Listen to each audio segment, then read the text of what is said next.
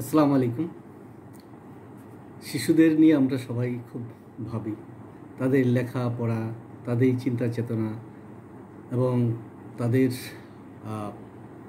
শালীন হওয়ার যে একটা চেষ্টা, কিংবা ভদ্রভাবে বেড়ে উঠবে এবং মেধাবী ছাত্র হয়ে তারা ভবিষ্যৎ সুন্দর জীবন গড়ে তুলবে, এগুলি নিয়ে কিন্তু আমাদের অনেকেরই খুব চিন্তা থাকে বাবা মাদের।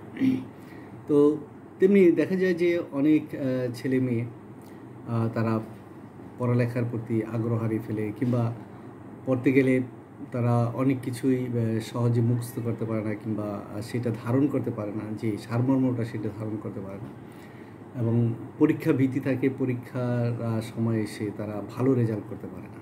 তখন বাবা মা একটু আপসেট থাকে, ওই বাচ্চাও অনেকটা তখন আপসেট হয়ে যায় যে আমি এত চেষ্টা করছি তারপরেও আমি ভালো রেজাল্ট করতে পারছি না।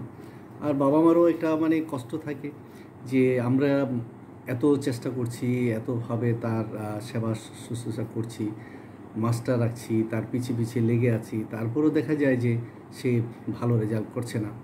তো এটা একটা বড় প্রবলেম। এটা আমাদের প্রতিটি বাবা মারই একটি কষ্ট থাকে, ছেলে মেয়েদেরও একটা কষ্ট কিন্তু আমরা দেখি, যে হয়তো সেও মনে মনে ভাবে যে আমার বাবা মা তো চেষ্টা করছে, আমিও চেষ্টা করছি, কিন্তু তারপর হচ্ছে না। তো এই ক্ষেত্রে দেখা যায় যে এটাকে বলে ত্রুটিপূর্ণ মস্তিষ্ক বা ডিফেক্টিভ ব্রেন। যে এই যে ত্রুটিপূর্ণ মস্তিষ্ক, তো সেখানে সে যাই কিছু করুক না কেন, খুব সহজে সেটা সে ক্যাচ করতে পারে না, ধারণ করতে পারে না, এবং একটি জিনিস খুব বিলম্বে বোঝার চেষ্টা বোঝে। কিংবা যখন পরীক্ষা আসে, পরীক্ষার সময় দেখা যায় যে কমন পড়েছে কিন্তু সঠিক মতন প্রশ্নের উত্তরগুলো দিতে পারে। এরকম একটি অবস্থা যখন হয়, তখন ছেলের জন্য যেরকম একটি কষ্টের বিষয়, আর রেজাল্ট পাওয়ার পরে যখন দেখা যায় যে কাঙ্ক্ষিত রেজাল্ট আসে না, তখন বাবা মারও খুব কষ্ট হয়। তো এরকম অবস্থায় যে ডাক্তার যদুবীর সিনহা, একজন বিখ্যাত ডাক্তার, হোমিও ডাক্তার, তিনি বলেছেন যে এই সমস্ত কারণে যদি লেখাপড়ার উন্নতি না হয়, তাহলে সেই ক্ষেত্রে ইউফ্রেশিয়া মাদার টিংচার ওষুধটাকে তিনি বলছেন 5 ফোঁটা মাত্রায় দিনে 3 বার করে সেবন করা যায়, এবং দীর্ঘদিন যদি সেবন করা হয়, উনি অনেক ছেলে মেয়ের এরকম সমস্যা থেকে তিনি এই ওষুধ দিয়ে ভালো করেছেন। এবং তিনি বলেছেন যে শেষ পর্যন্ত ওই শিশুটা ওই ছাত্রদের, তার ক্লাসের ছাত্রদের মধ্যে তালিকার শীর্ষে অবস্থান করেছে। একটা চমৎকার একটা কথা।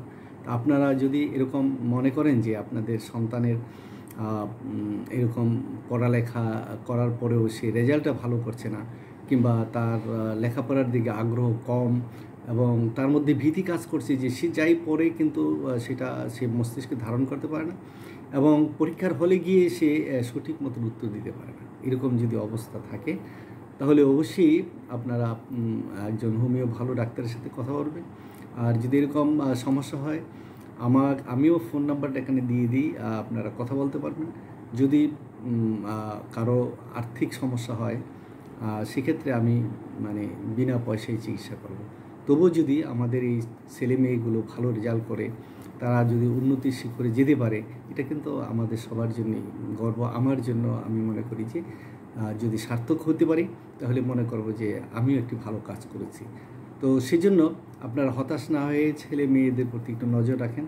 এবং হোমিও এরকমই ওষুধ যে আসলে এটা অবহেলা করার কোনো সুযোগ নাই, কারণ ওষুধগুলো আসে বিদেশ থেকে, জার্মান থেকে আসে। আপনারা জানেন জার্মান একটা উন্নত দেশ, তো সেখানকার ওষুধের মান তো আপনারা নিশ্চয়ই জানেন। এখন ওষুধ তৈরি করে আপনার সুইজারল্যান্ডও কিছু ওষুধ তৈরি করে, ভারতেও কিছু ওষুধ হয়, পাকিস্তানেও হয়, তারপরে সিঙ্গাপুরেও কিছু ওষুধ হয়।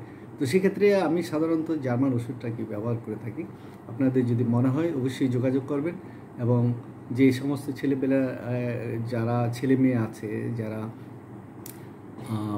ভালো রেজাল্ট করতে পারে না এবং ক্লাসে তারা পিছনে পড়ে থাকে, তাদেরকে খুব ভালো রেজাল্ট করার জন্য এই ওষুধটা যদি আপনারা ব্যবহার করতে পারেন, অবশ্যই কাঙ্ক্ষিত ফল পাবেন। ধন্যবাদ, ভালো থাকবেন।